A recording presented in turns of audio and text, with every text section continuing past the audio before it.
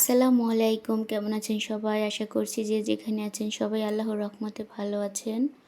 আলহামদুলিল্লাহ আমরাও ভালো আছি। দুই বউয়ের সংসারে সবাইকে স্বাগতম। তো আজকে সকালে নাস্তা করার পরে দুই বউ বসে গিয়েছি লটপটি পরিষ্কার করার জন্য, মানে মুরগির চামড়া, তারপর গিলা, পা সব কিছু পরিষ্কার করে নিচ্ছি, আর শুটকিটাও কেটে ধুয়ে নিয়েছি। তো এখানে সব কিছু রেডি করে নিয়েছি এবং বাটা মশলাগুলো, গুঁড়া মশলাগুলো একটা বাটিতে আমি গুলিয়ে নিয়েছি।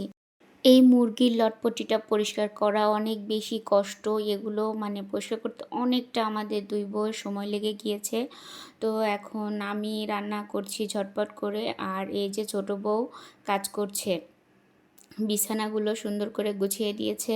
এর মধ্যে আমার মেয়েটার আবার জ্বর হয়েছে, ও কিছুই খেতে পারছে না, তো ওকে একটা স্যুপ রান্না করে দিয়েছি, ও ছোটো বোনের সাথে করে খাচ্ছে। আর আমি এই যে চুলায় রান্নাটা বসিয়ে দিয়েছি, আগে লটপটিটা রান্না করব। তো সুন্দর করে এখানে আমি পেঁয়াজগুলোকে আর দারচিনি এলাচটাও তেলের মধ্যে দিয়ে দিয়েছি। গুলিয়ে রাখা সব মশলা আমি এখন পেঁয়াজের মধ্যে দিয়ে মশলাটাকে সুন্দর করে কষিয়ে নিব।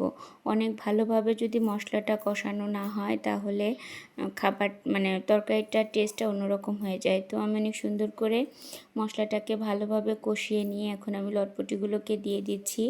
এটার মধ্যে ছোট ছোট ব্রয়লার মুরগির কিছু মাংস আছে, রেখে দিয়েছিলাম এটার সাথে রান্না করব জন্য, কারণ আমরা যেহেতু হাড্ডি তারপর লটপটিটা পছন্দ করি, কিন্তু বাচ্চাদের জন্য তো একটু মাংসটা প্রয়োজন হয়, কারণ ওরা এগুলো হাড্ডি তো খেতে পারে না, তো চামড়াটা খেতে পছন্দ করে।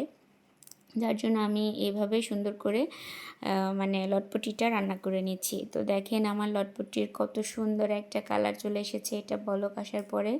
এটা তো এখনও কষানো হয়নি, এটা আমি মাত্র কষিয়ে নিচ্ছি, আর কষানোর মধ্যেই এত সুন্দর একটা ঘ্রাণ চলে এসেছে, আর দেখতেও ইয়ামি লাগছে। জানি না খেতে কেমন লাগবে, আপনারা ভিডিও দেখে অবশ্যই কমেন্ট করবেন।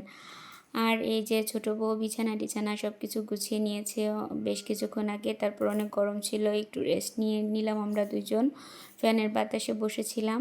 দুজন আমরা খেয়েছি, কিন্তু সেই ভিডিওটা করতে ভুলে গিয়েছিলাম গরমের জন্য। তারপর ছোটো বউ আমার রুমটা পরিষ্কার করে দিচ্ছে, ঝাড়ু দিয়ে দিচ্ছে, আমি রুমটাকে মুছে নিব। তো বললো যে তাহলে আমি ঝাড়ু দিয়ে দিচ্ছি, আপনি পরে মুছে নিন। যার জন্য ও খুব সুন্দর করে ওর যে কাজটা করবে ওর একটু সময় লাগে, কিন্তু কাজগুলো করতে ওর একদমই পরিষ্কার করে করে, যেটা করে পরিষ্কার করে করে, কিন্তু কাজ করবে না কিন্তু যেটা করবে সেটা অনেক সুন্দর করে করবে। আর সবচেয়ে বেশি ভালো লাগে ওকে যদি শাক বাছতে দেন, তাহলে আজকে শাক বাছতে দিলে ওর কালকে বিকালে শাক বাছা শেষ হবে। তো এত সুন্দর করে ও শাকটা বাছে যে এত লং টাইম নিয়ে। যাই হোক, ওর কাজ অনেক সুন্দর, কিন্তু অনেকটা সময় লাগে। তো আমার এই যে লটপটিটার জন্য আমি আগে আলুটা ভেজে রেখেছিলাম, এখন আমি আলুগুলোকে দিলাম।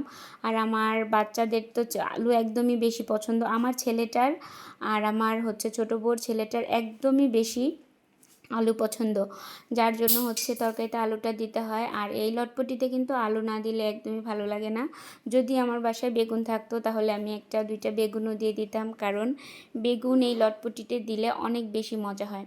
তো একটা কলিজা ছিল, আমার ছোট টুনটুনি মাটা এটা খাবে, ওর জন্য আমি কলিজাটা পরে দিলাম। আর কলিজাটা পরে দিলে হয় কি, কালারটা অনেক সুন্দর থাকে।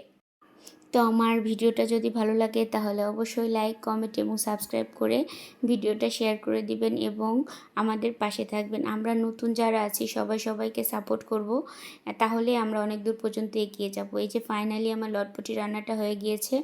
সবাই অবশ্যই কমেন্ট বক্সে জানাবেন আমার লটপটি রান্নাটা কেমন হয়েছে। আমার অনেক বেশি ঠান্ডা লেগেছে, ভয়েসটা এর জন্য এরকম হয়েছে, সবাই ক্ষমার দৃষ্টিতে দেখবেন।